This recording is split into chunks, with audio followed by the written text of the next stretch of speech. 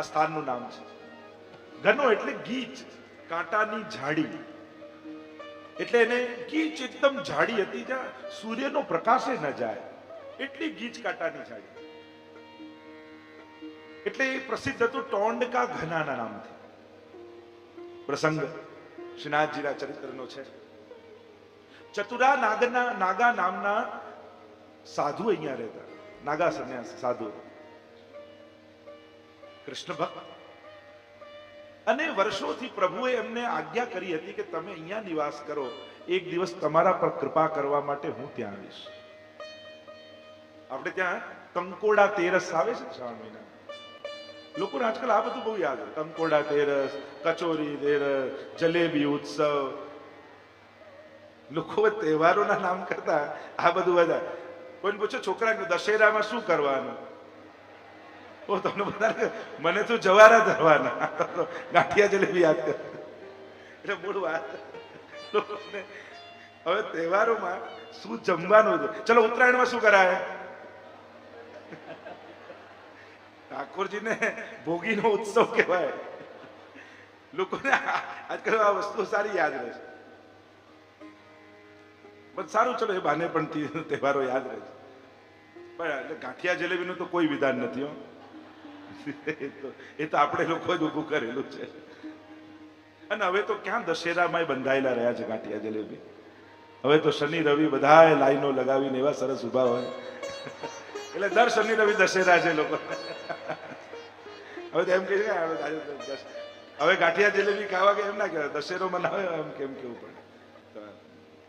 કંકોડા તેરસનો જે ઉત્સવ આપણે કહીએ છીએ, તો શ્રીનાથજી બાવા બિરાજ્યા છે. યવનોનો ઉપદ્રવ થયો છે, ઔરંગઝેબ આદિ મંદિરો તોડી રહ્યા છે, અને અહીંયા ભક્તોનો મનોરથ છે. ચતુરા નાગા વર્ષોથી પ્રતીક્ષા કરી રહ્યા છે કે શ્રીનાથજી પ્રભુ ક્યારે અહીંયા પધારશે.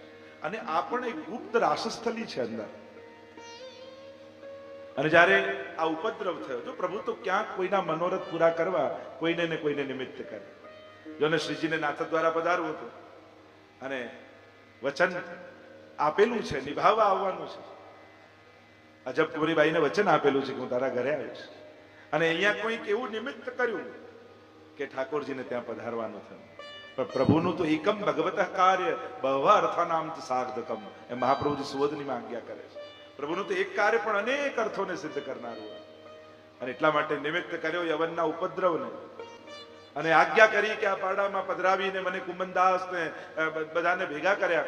રામદાસ, કુમનદાસ આદિ બધા ભેગા થયા અને કહ્યું કે આ ઉપદ્રવ ચાલી રહ્યો છે, અને ક્યાંક કોઈક પ્રવેશી જાય મંદિરમાં અને કંઈક તોડફોડ થાય અને ક્યાંક શ્રીજીને શ્રમ પહોંચે, એના કરતા શ્રીજીએ કહ્યું કે આ પાડા પર પધરાવી અને મને લઈ જાઓ ટોંડકા ઘનામાં.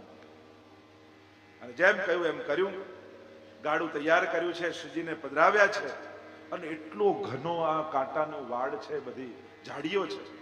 શ્રીનાથજી બાવાને કેમે રસ્તો કરીને રસ્તો કરે છે. ગાડું કેમ કરીને અંદર લઈ જવું, ક્યાંક કાંટામાં કપડાઓ ફસાઈ રહ્યા છે, ફાટી રહ્યા છે, લોહી નીકળી રહ્યા છે, ગોખરું વાગી રહ્યા છે પગમાં, પણ શ્રીજીને શ્રમ ન પડે, બસ એ જ એક વિચાર છે. અને ગાડાને આગળ વધારતા વધારતા ક્યાંક એવી સુરક્ષિત જગ્યામાં શ્રીજીને પધરાવીએ કે એમને શ્રમ ન પડે. અને ભીતર લઈ જતા કુંભનદાસના તો ચીથરે હાલ થઈ ગયા, કપડાઓ ફાટીને અડધા થઈ ગયા. અને છેક અંદર લઈ ગયા, ત્યાં એક સુંદર ચોતરો હતો. શ્રીનાથજી બાવાને ત્યાં પધરાવ્યા, સુંદર શીરો આદિ સિદ્ધ કરીને ભોગ ધર્યો છે. અને એટલામાં ચતુરા નાગા આ હજારો સાધુઓની સાથે અંદર રહેતા અને સમાચાર મળ્યા કે પ્રભુ પધાર્યા છે આપણા પર કૃપા કરવા માટે. અને કાંટાની ઝાડીઓમાં શું ઉગે તો કે કંકોડા ઉગતા. એટલે કંકોડા ત્યાં કાંટાની ઝાડમાં ઉગતા. એટલે કંકોડાઓ કાપી અને એનું શાક સિદ્ધ કરી, પૂરી સિદ્ધ કરી, શીરો સિદ્ધ કર્યો. એ દિવસે આજે પણ ઠાકોરજીને શ્રીનાથજી બાવા આરોગે છે. એમની લીલા સમયમાં જે સામગ્રી જેણે આરોગાવી એ બધી જ સામગ્રી આજે શ્રીજી આરોગે. હું તો અન્નકૂટના દર્શન કરું ને તો મને તો બધા જ વૈષ્ણવ યાદ આવે. આપણે છોલે જોઈએ તો આપણને પદ્મનાભદાસજી યાદ આવે, એમ એક ખીર જોઈએ તો આપણને નારાયણદાસજી યાદ આવે. એમ દરેક વસ્તુમાં કેટલા પ્રસંગોના બાદ કુમનદાસ આદિનો પ્રસંગ આંબાનો આવે, એમ બધાના પ્રસંગો એક સામગ્રીમાં તમને કોઈ ને કોઈ વૈષ્ણવ યાદ આવે. રીંગણનું આવે છે સંબલવાળાની વાર્તામાં, એવા દરેક સામગ્રીમાં ક્યાંક ને ક્યાંક કોઈ વૈષ્ણવની સુધી થાય. અને પ્રભુએ જ્યારે સામગ્રી લઈને આવ્યા અને બધા ઊંધા ફરી ગયા, કુંભનદાસજી તો લથપથ પરસેવાથી છે, થાકી ગયા છે, ચિત્રે હાલ છે, અને પ્રભુ જ્યાં આરોગવા બિરાજ્યા ત્યાં તો ઝાડીમાંથી સ્વામીજી અને સખીજનો પ્રગટ થયા, રાસ કર્યો છે ત્યાં, અને રાસ કર્યા બાદ સામગ્રી આરોગવા માટે બિરાજ, અને કુંભનદાસજીને એમ થાય કે આ ગીચ ઝાડીઓમાં આમને રાસ સૂજે છે, અને કે હવે મને આ આરોગવું છે. કુંભનદાસજી લો બધી ધરી છે આરોગો, એ અકળાતા જાય કે અમે આવા ચિત્રે હાલ ને કાંટા કાકડા વાગ્યા છે ને અમને આનંદ કરવો છે. અને આરોગી રહ્યા હતા ત્યાં કહ્યું, કુંભન શું છે? કુંભન કશું પદ સુનાવો. અને હવે તો પિત્તો ગયો કુંભનદાસ, આ અમારા કપડાઓ ફાટેલા, ચિત્રે હાલ, અમને કીર્તન સાંભળવા છે, તો લો સાંભળો. અને આમ કહીને કુંભનદાસે ગાયું, ભાવે તો હે ટોંડ કો ઘનો. અમે તો એમ સાંભળ્યું તને કુંજ ભાવે, નિકુંજ ભાવે, ફૂલ મંડલીઓ ને પુષ્પ વિતાન ગમે, અમને ક્યાં ખબર હતી કે કાંટાની ઝાડીઓ તને ગમે છે. ભાવે તો હે ટોંડ કો ઘનો, કાંટા લાગે, ગોખરું લાગે, પણ ફાટ્યો જાત તન્યો, અમારી બંડી બંડી બધી ફાટી ગઈ. અને ભાવત તો હી ટોંડ કો ઘનો. પ્રભુ બધું સમજાઈ ગયું. આપને કોઈની બીક વીક નથી, અહીંયા આવીને ભક્તોના મનોરથો પૂરા કરવા હતા એટલે અમારી પાસે આ બધું કરાવ્યું. સિંહ કો કહા લોકરી કો ડર. સિંહને કોઈ દિવસ શિયાળની બીક હોય? આપ જગતના રાજા, આપને કોઈ રાજાની બીક હોય? આ બધા આપના નાટકો હવે છતાં થયા, અહીંયા આવીને કરવો હતો રાસ, અને અમારા હાલ બેહાલ કરી દીધા. આ બધી આપની લીલા ભક્તોના મનોરથો પૂરા કરવા માટે છે પ્રભુ. અને એ દુષ્ટ જીવ શું સમજવાનો, એનો ભય ક્યાં, એની શું હેસિયત છે કે આપને ડરાવે? આપ તો ભક્તોના મનોરથ પૂરા કરવા માટે પધાર્યા છે. ભાવે તો હે ટોંડ કો ઘનો. તો આ એ સ્થાન છે ટોંડ કો ઘનો કે જ્યાં શ્રીનાથજી બાબા બિરાજ્યા, ભક્તોના મનોરથો પૂર્ણ કર્યા છે. અને આ રીતે ટોંડકા ઘનાના દર્શન વૈષ્ણવે કરી શ્રીજીની આ દિવ્ય લીલાનું અનુસંધાન ચિત્તમાં કર્યું છે. આમ આ ટોંડકા ઘનાની લીલા રામદાસ સદુ પાંડે આદિ પર કૃપા કરી છે. એટલે જ આપણે ત્યાં ચતુરા નાગાનો ઉત્સવ ઉજવવામાં આવે છે, અને એમના ભાવથી કંકોડાની સામગ્રી ધરવામાં આવે છે. એમ કહેવાય ચતુરા નાગા એ વિષ્ણુ સ્વામી સંપ્રદાયના અનુયાયી હતા, અને એ સમયે આ રીતે સાધુ વેશમાં ત્યાં રહેતા, અને આ રીતે ઠાકોરજી એમના મનોરથો પૂરા કર્યા છે. આગળ આપણી પરિક્રમા આગળ ચાલી, અને જતીપુરાથી ડીગ તરફ આપણી પરિક્રમા જઈ રહી છે. વૈષ્ણવ પ્રેમથી ગાન કરી રહ્યા છે. અહીંયા ડીગનો મહેલ આવેલો છે. ત્યાંના રાજાએ એ સમયે વિનંતી કરી હતી મહેલ પછી જે વલ્લભકુળની યાત્રા હતી કે ડીગ એમ વ્રજના હદની બહાર છે, એટલે હદની બહાર હોવાને કારણે ઘણીવાર ઘણા લોકો ત્યાં નથી જતા, એટલે યાત્રાનો મુકામ બહજ ગામ એના પહેલા આવે, ડીગની પહેલા ત્યાં યાત્રાનો મુકામ રહે. પણ રાજાને એવો ભાવ હતો કે મારા મહેલમાં વૈષ્ણવના ચરણ રજ પડે, જે વ્રજયાત્રા કરવા માટે નીકળ્યા છે. અને એ ભાવથી એને વિનંતી કરી, એટલે યાત્રા બહેજ ગામમાં જે વ્રજની હદની અંદર આવે ત્યાં પડે, અને લોકો ડીગનો મહેલ જોવા જાય છે. એ રાજાની વિનંતી સાંભળી. આપણે ત્યાં કોઈ વ્રજયાત્રા કરીને આવ્યો હોય ને આપણા ઘરે આવે ને, તો એ યાત્રાની ચરણ ધૂલ આપણા ઘરે પડે તો આપણું ઘર પાવન થાય, એવો ભાવ આપણે ત્યાં. એટલે પહેલાના સમયમાં તો એવું હતું કે જે યાત્રા કરીને આવ્યા હોય ને એની શોભાયાત્રા નીકળે, ગામની બહાર લોકો કળશ લઈને જાય, વાતે ગાતે એમને લઈને આવે, પાછા એ યાત્રાથી યમુનાજીના લોટીજી લઈને આવે, અને ગામમાં પછી બધા એમને ભોજન કરવા બોલાવે, લોટી ઉત્સવ થાય, અને બધાને યમુનાજીના એ પાન કરાવે જે યાત્રા કરીને આવ્યો. અને એ યમુનાજીના પાન કરાવે એનો અર્થ એની યાત્રાનું પુણ્ય એ બધાને વાટી દે, કે હું યાત્રા કરીને આવ્યો ને જે મને ફળ મળ્યું એ હું બધાને થોડું થોડું આપું છું. એવો ભાવ પ્રાચીન સમયમાં યાત્રા કરનાર માટે એવો અહોભાવ રખાતો, એના સન્માન થતા, એના વરઘોડા. આજે વલ્લભકુળ યાત્રા કરવા જાય કે આ યાત્રાથી પાછા પધારે ત્યારે સામૈયું કરવામાં અને વાતે ગાતે પધરાવવામાં આ ભાવ આપણે ત્યાં પધરાવણીનો આ ભાવ છે. આપણે ત્યાં મહાપુરુષોના ચરણ એ પ્રગટ તીર્થ માનવામાં આવ્યા છે. તો કે અમારું ઘર તીર્થમાં લઈને ક્યાં જઈશું, પણ તીર્થ રૂપ ચરણ અમારા ઘરે પધારે તો કોમલ પદ જ્યાં કમલ વિલસે ધન્ય કહું તે દેશ. તો કે એ ચરણ પધારે આપણા ઘરમાં તોય આપણા ઘરનું દુર્ભાગ્ય ટળે અને સૌભાગ્યની પ્રાપ્તિ થાય. એ ભાવનાથી આપણે ત્યાં વલ્લભકુળની પધરામણી, મહાપુરુષોની પધરામણી કરાવીએ છીએ. તો ડીગના મહેલનું આ બહજ ગામ છે. એનો અહીંયાથી બુઢે બદ્રી જવામાં આવે. જ્યારે નંદ બાબાને કહ્યું કે મારે બદ્રીનાથ જવું છે, ત્યારે ઠાકોરજીએ અહીંયા બુઢે બદ્રી લાવી બદ્રીનાથના દર્શન અને યાત્રા એમને કરાવી હતી. એટલે વ્રજમાં જ બદ્રીનાથ છે. આ બુડે બદ્રીનું મંદિર છે, તપ્ત કુંડ છે. અહીંયા કહેવાય છે કે તપ્ત નામના મુનિ હતા. એમણે એવું તપ કર્યું, એટલું તપ કર્યું કે એમનું શરીર જલ બની ગયું અને કુંડમાં જલ રૂપે ઋષિ પોતે સમાહિત થઈ ગયા. અને જ્યારે અહીંયા સ્નાનપાન આચમન થાય ત્યારે ઋષિની તપશ્ચર્યાનું ફળ મળે છે. એ તપ્ત કુંડની મહત્તા છે. બુડે બદ્રીનો એક ભાવ એ પણ છે કે આ બુડે બદ્રી છે કોણ? તો કે ઠાકોરજી જ છે. તો કે આ લીલા ભાવાત્મક રસાત્મક લીલામાં એ બતાવવામાં આવે કે જ્યારે ગોપીઓને રાસમાં મદ આવ્યો અને ઠાકોરજી કોઈ એક ગોપીને લઈને પોતાની સાથે ગયા, એ ગોપીને પણ મદ આવ્યું, જો બધાને છોડી પણ મને સાથે રાખી. અને ત્યારે પ્રભુ ત્યાંથી પણ અંતર ધ્યાન થઈ ગયા અને આખા વ્રજમાં ગોપીઓ શોધી રહી છે ત્યારે ઠાકોરજી પોતે આ બુઢે બદરી વેશ ધારણ કરીને અહીંયા બિરાજી ગયા. બુઢા બાબા બની અને અહીંયા તપ કરવા બિરાજી ગયા. એટલે ગોપીઓ શોધતી રહી પણ પ્રભુ ક્યાંય મળ્યા નહીં.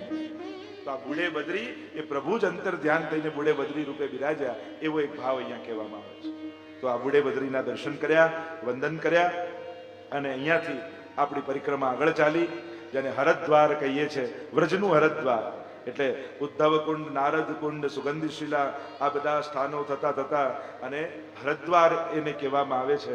ત્યાં આપણી યાત્રા આવી.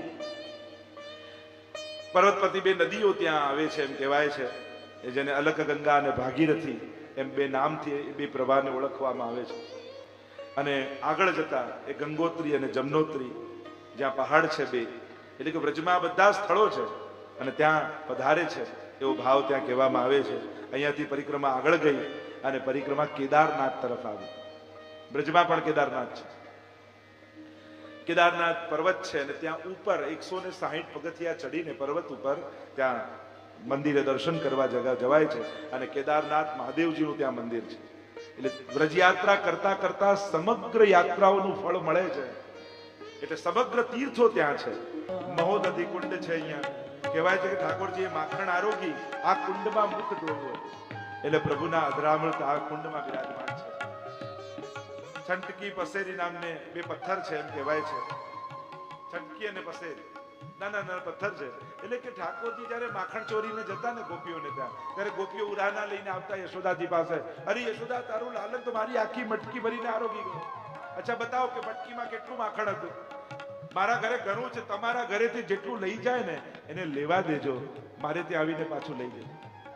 એટલે ગોપીઓને ત્યાં ઠાકોરજી માખણ ચોરે ને એટલે ગોપીઓ ખાલી મટકી લઈને આવે અને જેટલું ચોરી ગયા હોય તો આ બે પથ્થરને ઝોંકવા માટે યશોદાજી ઉપયોગ કરતા. અચ્છા આટલું માખણ, એટલે આ પથ્થર એક રાજવામાં પથ્થર મૂકે, બીજામાં એટલું માખણ પાત્રમાં મૂકે અને ઝોંકીને એટલું માખણ પાછું આપે. તો છટકી અને પસેરી નામના બે પથ્થર છે જે વજન કરવામાં યશોદાજી ઉપયોગ કરતા. તો એ આજે પણ બિરાજમાન છે. આગળ 84 સ્તંભ છે અને પ્રત્યેક સ્તંભમાં જુદા જુદા સ્વરૂપોના દર્શન થાય છે. મૂર્તિઓ છે જુદી જુદી. 84 સ્તંભ કહીએ છીએ ને, આજે પણ ઘણી હવેલીઓમાં 84 સ્તંભનો મનોરથ થતો હોય છે. એ અહીંયા કામવન પાસે છે. 84 પ્રકારની ભક્તિ આપણે ત્યાં માનવામાં આવી છે. એક એક ભક્તિના રૂપ આ એક એક સ્તંભ છે અને એમાંથી થતા થતા ઠાકોરજીની પ્રાપ્તિ થાય એટલે 84 સ્તંભનો મનોરથ થતો હોય છે. બીજા પણ 84 ના અનેક પ્રકારના ભાવો શાસ્ત્રોમાં કયા છે. શ્રીકુંડમાં શ્રી મહાપ્રભુજીના બેઠકજી આવેલા છે. આ શ્રીકુંડમાં આજે પણ આપણે જ્યારે જઈએ ત્યારે ત્યાં સ્નાન પાન આચમન કરી મહાપ્રભુજીની બેઠકજીમાં જારી ચરસ્પર્શ કરતા હોઈએ છીએ. અને આ કુંડમાં એમ કહેવાય કે મહાપ્રભુજી અહીંયા સંધ્યાવંદન કરવા અને સ્નાન કરવા માટે પધાર્યા ત્યારે કેટલાક લોકોએ આવીને કહ્યું કે અરે અહીંયા તો બ્રહ્મ રાક્ષસ રહે છે, આપ અહીંયા ના બિરાજો સંધ્યાવંદન કરવા માટે. ઠાકોરજી કહે તમે એની ચિંતા ન કરો, લો આ મારું વસ્ત્ર અહીંયા ધોઈને લાવો. વૈષ્ણવને કહ્યું બ્રહ્મ રાક્ષસ આવશે તો તમે ચિંતા ન કરો, એ વસ્ત્રને ખાલી ઝાપટજો, એના છીટા ઉડશે ને તો એનો મુક્તિ થઈ જશે. અને જ્યાં વૈષ્ણવ વસ્ત્ર ધોવા માટે ગયા અને એટલામાં બ્રહ્મ રાક્ષસ ત્યાં પ્રગટ થયો અને વૈષ્ણવે ખાલી ઝાટક્યું વસ્ત્ર અને એના છાંટા ઉડ્યા તો એની મુક્તિ થઈ ગઈ. વિચાર કરો, મહાપ્રભુજીના વસ્ત્રની સેવાથી આ થાય તો જે વૈષ્ણવને ત્યાં ઠાકોરજીની સેવા, શ્રી વલ્લભની સેવા બિરાજતી હોય એને તો કેવું દિવ્યતાની પ્રાપ્તિ થતી હશે, કેવું સૌભાગ્યને મળતું હશે. જો આ સેવાની ભાવના છે, કોઈ પણ ન્યૂન્ય સેવા પણ મળે ને એને ઉત્તમ રીતે કરે એ વૈષ્ણવ. એમાં 252 ની વાર્તામાં પણ આવે એક ધોબી હતો જે શ્રીનાથજીના વસ્ત્ર ધોવાની સેવા કરતા. અને એને એમ થતું કે મારો આ દેહ, મને તો કોઈ શ્રીઅંગની સેવા ક્યાં મળવાની છે, પણ આ શ્રીનાથજીના વસ્ત્ર પણ શ્રીનાથજી રૂપ છે. એટલે વસ્ત્ર ધોતો ને તો એવા ભાવથી ધોતો જાણે શ્રીનાથજીને સ્નાન કરાવી રહ્યો, એવી સુકોમલતાથી, એવી ભાવનાથી. એકવાર ગુસાઈજી અશ્વ પર સવાર થઈને પધારતા હતા. એમની દ્રષ્ટિ પડી કે આ કેટલા ભાવથી ઠાકોરજીના વસ્ત્ર ધોવે છે. એટલે તુરંત એની પાસે આવ્યા, ધોબી પાસે, અને કહ્યું કે તું કેટલા ભાવથી સેવા કરે છે, કે મને એમ થાય કે મને તો શ્રીઅંગની સેવા મળવાની નથી, પણ જે સેવા મળી છે એને ઉત્તમ રીતે ન કરું, એટલે શ્રીનાથજીને સ્નાન કરાવતો હોઉં ને એ રીતે હું સેવા કરું છું. ગુસાઈજી પ્રસન્ન થયા ને કહ્યું, તું માંગે તને વરદાન આપીશ. ત્યારે પેલા ધોબીએ કહ્યું, મને સારૂપ્ય મુક્તિ આપો. જો આપણે ત્યાં 4 પ્રકારની મુક્તિ કહી છે: સાયુજ્ય, સારૂપ્ય, સામીપ્ય અને સાલોક્ય. હમણાં એની વધારે ચર્ચા નહીં, પણ સારૂપ્ય મુક્તિ એટલે ભગવાન જેવું રૂપ, નારાયણ જેવું રૂપ મળી જાય. અને ગુસાઈજીએ કહ્યું, જ્યાં તને આપ્યું. અને એ ધોબી એક રાજાના મહેલમાં ભગવત સ્વરૂપ બનીને પ્રગટ થયો, અને રાજા ખૂબ ભાવથી એની સેવા કરતા. એકવાર ગુસાઈજીના સેવક ચાચાજી પરિભ્રમણ કરતા કરતા રાજાને ત્યાં આવીને મુકામ કર્યો, અને રાજાએ કહ્યું કે મારા ભગવાનના દર્શન તો કરો, ચતુર્ભુજ નારાયણને.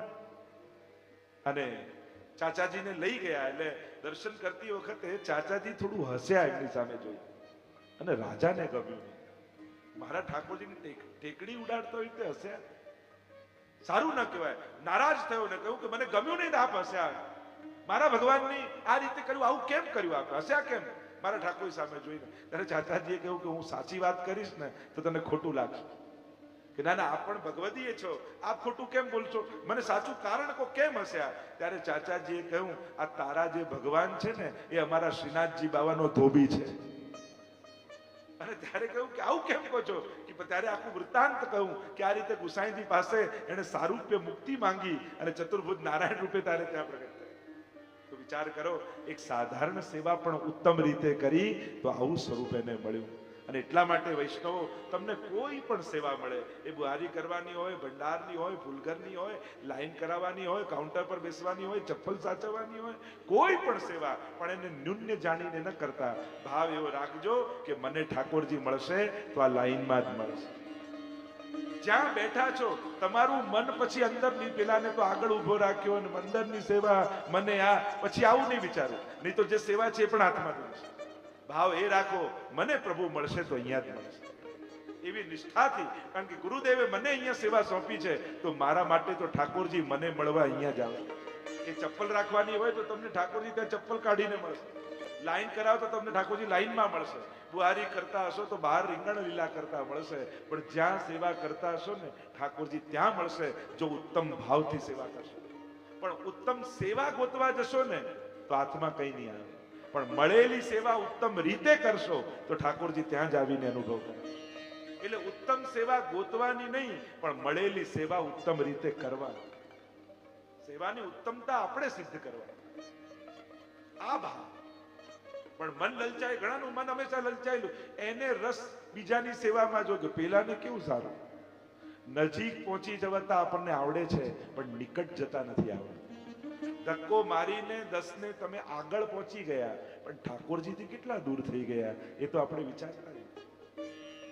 આગળ ન પહોંચો, નિકટ પહોંચો, અને નિકટતા તમારી ભાવની ઉત્તમતાથી થાય છે. એટલે એ ઉત્તમ ભાવ હૃદયમાં હશે તો ઠાકોરજી નિકટ આવી જશે. તો આ લીલા અહીંયા થઈ છે. ઠાકોર મહાપ્રભુજીના બેઠકજી છે, ગુસાઈજીના બેઠકજી અહીંયા આવેલા છે. મધુસૂદન નામના વૈષ્ણવ, મહાપ્રભુજીમાં અનન્ય આસક્તિ, સર્વોત્તમ સ્તોત્રમાં એને અનન્ય આસક્તિ.